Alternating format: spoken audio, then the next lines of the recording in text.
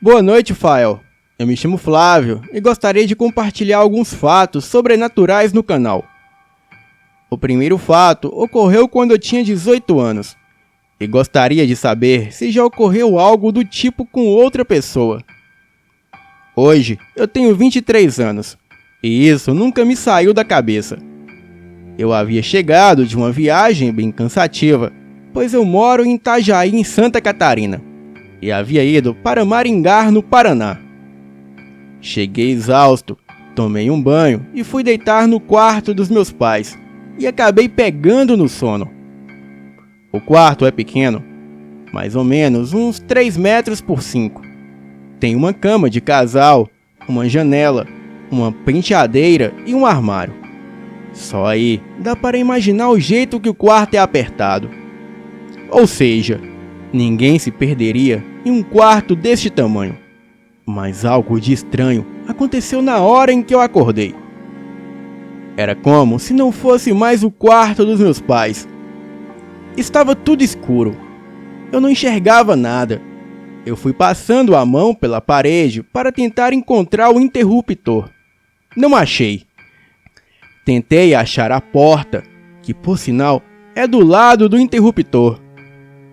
O meu desespero foi ainda maior quando tentei encontrar o armário e também não encontrei, pois ele ocupa uma parede inteira do quarto. E era como se o quarto tivesse ficado sem portas e sem objetos. Eu passei a mão pelas 4 paredes do quarto e nem sinal da porta, nem armário, nem interruptor e nem janela. E isso durou mais ou menos uns 5 minutos. Eu gritava para os meus pais que estavam na sala, mas eles não me escutavam. Muito assustado com o que estava vendo, eu cheguei a pensar que estava sonhando. E eu posso dizer que foi real, pois eu senti a dor na hora e que me dei uns tapas para conferir se realmente eu estava acordado. Então eu me lembrei de uma história que o meu pai sempre me contou que havia ocorrido com ele. Ele estava caçando e de repente se viu fora da trilha. E do nada ele ficou em meio a vários carafás, um tipo de árvore aqui da região. Ele começou a andar e não achava a saída da trilha. Aí ele parou, se sentou, comeu uma maçã, descansou e de repente ele viu a saída. Então eu tentei me acalmar e voltar para a cama. Eu andei muito mais do que deveria andar para chegar na cama. Parecia que ela havia trocado de lugar.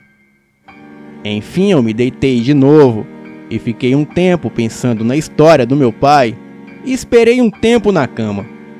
Me acalmei e depois de alguns minutos eu me levantei e imediatamente eu achei o interruptor. Acendi a lâmpada e tudo estava normal. Nada estava fora do seu lugar, o que seria impossível após eu vasculhar o quarto inteiro, ainda inconformado com o ocorrido. Eu abri a porta e fui para a sala. Falei sobre isso com os meus pais e, para minha surpresa, tal fato também já havia ocorrido com a minha mãe, no mesmo quarto há algum tempo atrás. E depois disso, eu nunca mais gostei de ficar sozinho naquele quarto. Não por medo do desconhecido, mas sim medo de ficar preso nele e talvez ficar preso para sempre. O que teria provocado essa estranha alteração no quarto teria sido aberto algum portal interdimensional que me levou até 7 além, fazendo com que o espaço-tempo tenha se distorcido? Ou o que seria? Bem, este outro fato aconteceu em umas férias de verão. Eu e as minhas amigas fomos passar um tempo no engenho que o meu pai tinha acabado de comprar no interior do Paraná. E foi lá que tudo aconteceu. A propriedade era perfeita, com uma bela casa de 5 quartos e um terraço enorme. Mas não havia eletricidade na região, e por isso usávamos velas à noite. Da janela do nosso quarto, dava para ver os canaviais e a casa dos funcionários. Em uma dessas casas, morava uma senhora de 72 anos que nasceu naquele lugar e nos contava histórias realmente assustadoras sobre fatos acontecidos por lá. Nós achamos que a velha estava caduca e não acreditamos em suas histórias. Porém, resolvemos tirar a prova.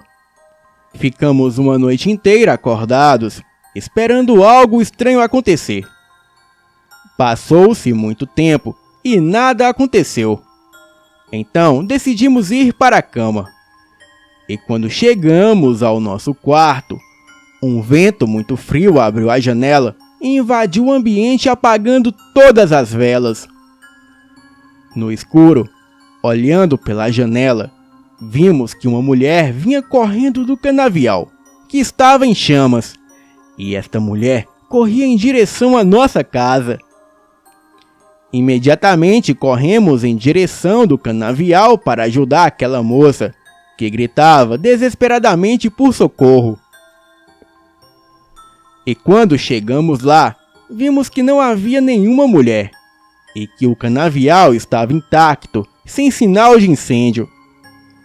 E vendo aquilo, voltamos aterrorizados para os nossos quartos e ficamos lá trancados, sem conseguir dormir. E ninguém tinha coragem de comentar sobre o fato. No dia seguinte, fomos procurar aquela senhora, e quando a encontramos, ela nos contou que há muitos anos, a neta da primeira dona do engenho saiu para brincar e demorou para voltar. E no fim do dia, a criança ainda não tinha retornado para sua mãe. Desesperada, ela entrou no meio da plantação de cana em busca da criança.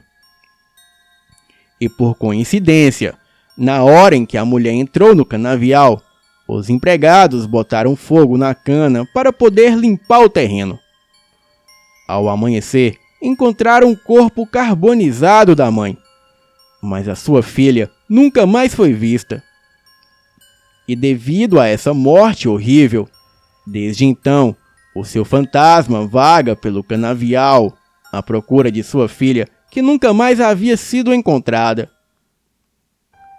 Bem, este último fato que eu venho a relatar não se passou comigo, mas sim com dois amigos meus, no ano aproximado de 2014, no mês de agosto. Um desses dois amigos era filho do proprietário de uma pequena casa de madeira em uma praia praticamente deserta no litoral catarinense, estando o vizinho mais próximo a mais de 8 quilômetros.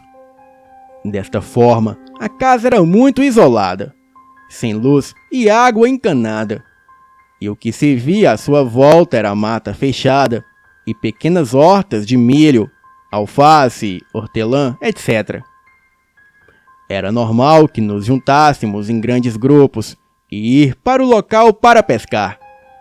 Porém, nesta oportunidade, por motivos pessoais, apenas o filho do dono da casa e mais alguns amigos estavam livres para ir à pescaria. Então, esses meus amigos foram para lá em uma sexta-feira à tarde, com muito sol e uma leve brisa. O dia passou muito bem, e por volta das 19 horas, eles se recolheram, sendo que a casa foi toda fechada por causa dos mosquitos, e as velas foram acesas, e a massa com salsicha estava prestes a ser servida. E foi quando se ouve uma forte batida na precária porta de madeira. Assustados, eles perguntaram quem era, se dirigindo à mesma. Porém, não obtiveram resposta alguma. E além de novas batidas, mais fortes ainda. E segundo eles, a porta estava prestes a cair. Então, tomados de toda a coragem que restava, eles se armaram com paus e facas. E eis que o barulho cessou. E seguiram-se alguns minutos de absoluto silêncio, e nem grilos, aves ou ventos se manifestavam. O ambiente estava muito frio e carregado. E sem o menor aviso, passos ao redor da casa começaram a ser ouvidos. E pelas frestas da casa, vultos podiam ser vistos circundando ao redor. As batidas a portas tornaram a ocorrer. Agora, acompanhadas por violentos arranhões nas paredes e nas poucas janelas da casa.